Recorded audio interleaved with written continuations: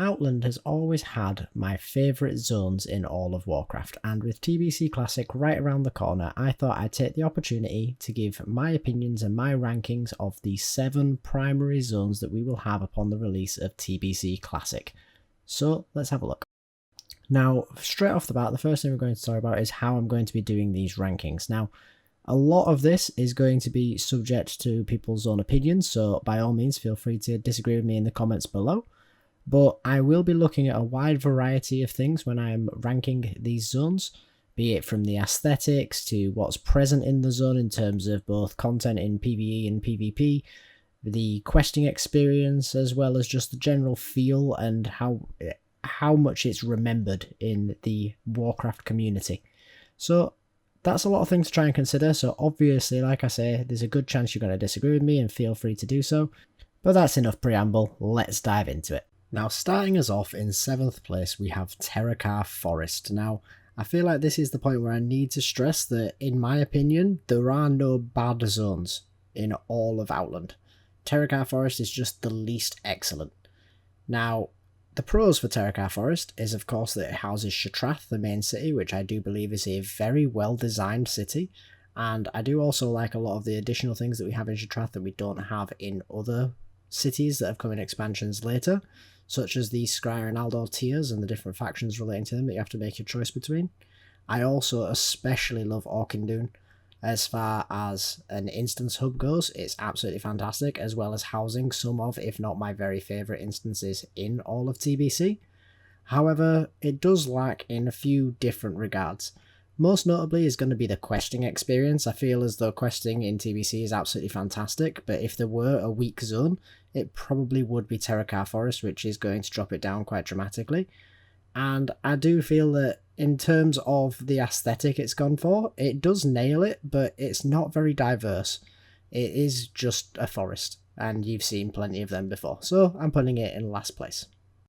Next up, we have Blades Edge Mountains. Now, Blades Edge Mountains I know is a lot of people's favourite, so I'm probably going to get some heat for this, but it's going to fall a bit shy just for one thing, which we'll get onto in a minute. But first, the pros.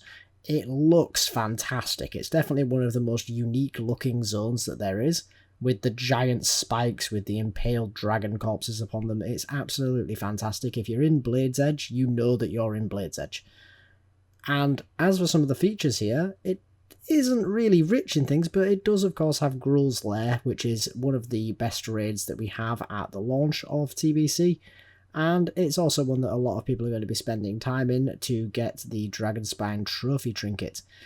But beyond that, it is somewhat of an empty zone, and that's going to weigh it down quite heavily for me, but not anywhere near as heavily as the issues I have with traversing Blades Edge. Now, of course, it is perfectly capable of being traversed. However, I feel like it's a zone that benefits greatly from flying, which I'd be absolutely fine with if it weren't for the fact that the level bracket means that a lot of questing done for leveling is to be done here before you get flying. And I know that it's supposed to build an appreciation for the flying when you get it. However, I feel it's just a little bit too far for me in terms of the hardship we have to endure to then be grateful when we overcome it when we acquire our level 70 mount.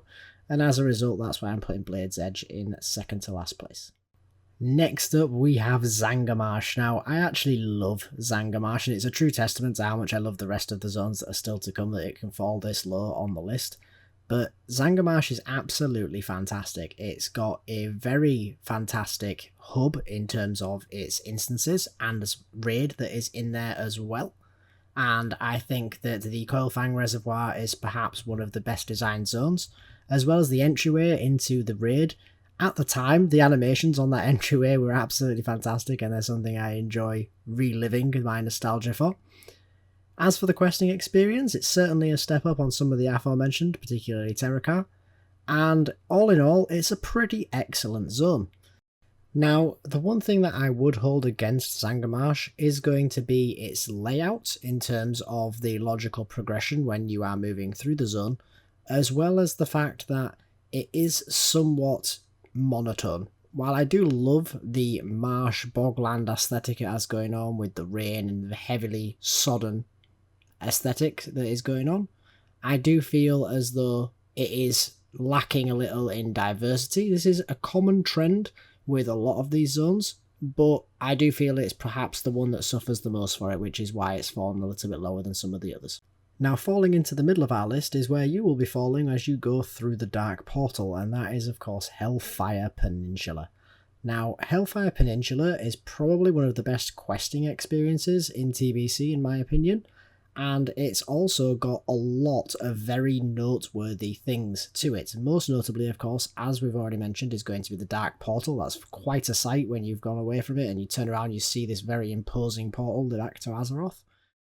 Speaking of imposing, it is also the home of the Fel Reaver, which is definitely caught out quite a few adventurers in its time and is one of the most noteworthy aspects of TBC looking back.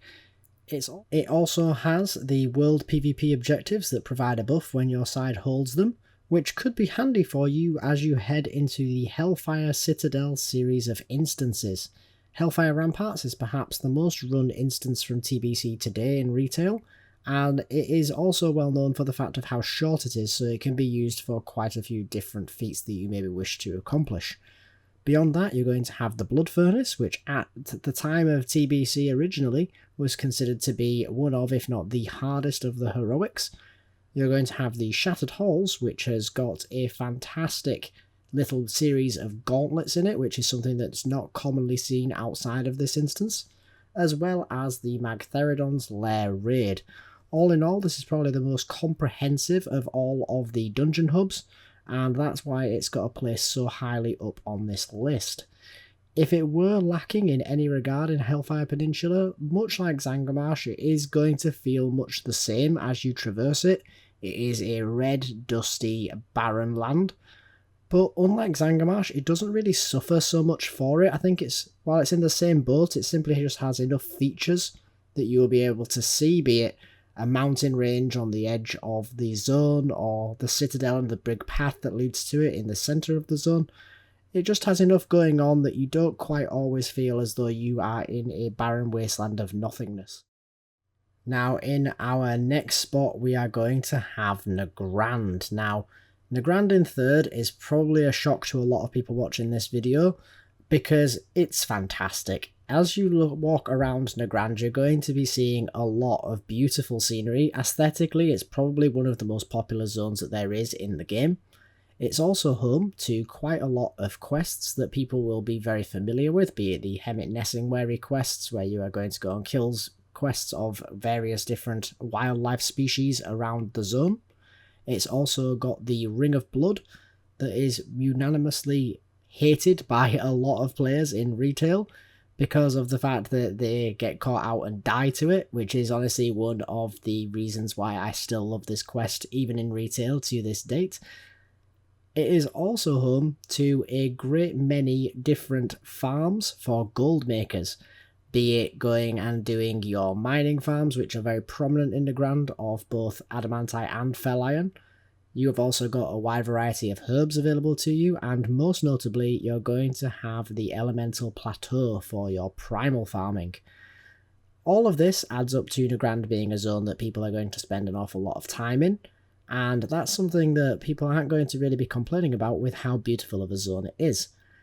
As far as its aesthetics go, it has enough in the features and landmarks department to be noteworthy, but as well as that, unlike a lot of the other zones, the actual terrain itself is quite varied. We have floating mountains with waterfalls, we have beautiful grasslands, we even have something of a basin with a centralised town on a plateau in the middle of it, as well as PvP objectives around it to be fought over. All in all, it's a very comprehensive zone, and the only reason it's coming in third is because it does lack a little bit in terms of endgame content. However, it's also mainly coming in third because of just how excellent our top two are. Now, taking up our penultimate spot is going to be Shadowmoon Valley. Now, Shadowmoon Valley is probably best known for most people for Black Temple, and Black Temple, in my opinion, is single-handedly the best raid in all of BC. Now, that is by itself enough to get it a high place on this list, but perhaps not as high as second if it were to stand alone on that one particular merit. What does get it up to second, however, is the fact that there is a fantastic series of quests in Shadowmoon Valley. In fact, there's quite a few. But two that really stand out are going to be your attunement quests, which are going to bring you to Shadowmoon Valley, which are going to be long and grueling, so it's something that's really going to ingrain a love or hatred for the zone in each of you as you go about doing your attunements for the various different raids that require you to complete this question, as well as the optional question for the Nether Drakes. Now, the Nether Drake mounts are honestly my favourite mounts that were ever put into the game, and the question to get them is absolutely fantastic. The dailies, slightly less so, but I do love them nonetheless, and anything that would get me a Nether Drake mount is certainly going to be worth the time and effort in my opinion. Now, at number 1, this of course means that we have Netherstorm. Now, Netherstorm is an amazing zone, not only in its aesthetics where you feel like you're in space during a thunderstorm, which is a pretty great combination for the fantasy genre, but on top of that, you are going to have a fantastic questing experience. You are going to have a fantastic dungeon hub in the form of the Eye and all of its associated dungeons, floating in the sky because they are max level only, so until you get flying you simply cannot take part. But on top of all of this, the one thing that this zone has that a lot of the others are lacking in, other than perhaps Nagrand, is going to be a variety of its scenery. You are going to be able to go, of course, to the aforementioned alien planet feel of all of these purple rocks floating around the place during a storm. There are going to be numerous different caverns and mines that you're going to go into, which cannot be said of every zone in TBC. And there are also the biodomes, where you will encounter the various different wildlife and mostly dinosaurs that you are now synonymous with being in certain zones of each expansion in WoW. This is where that all began, and it's honestly a fantastic feature in my opinion. Beyond that, you're also going to find a large number of the members of the Consortium in this zone, which is a pretty great faction in my opinion. It was the first time factions were done in such a unique way, as far as I am concerned. So that's going to round off my list, guys. I do hope that you enjoyed the video. If you did, please do consider liking it, and also consider subscribing to the channel so you don't miss out on any of the future top ranking videos that we do on this channel either. But for now, guys, thanks for watching, and I hope to see you in the next one. Later!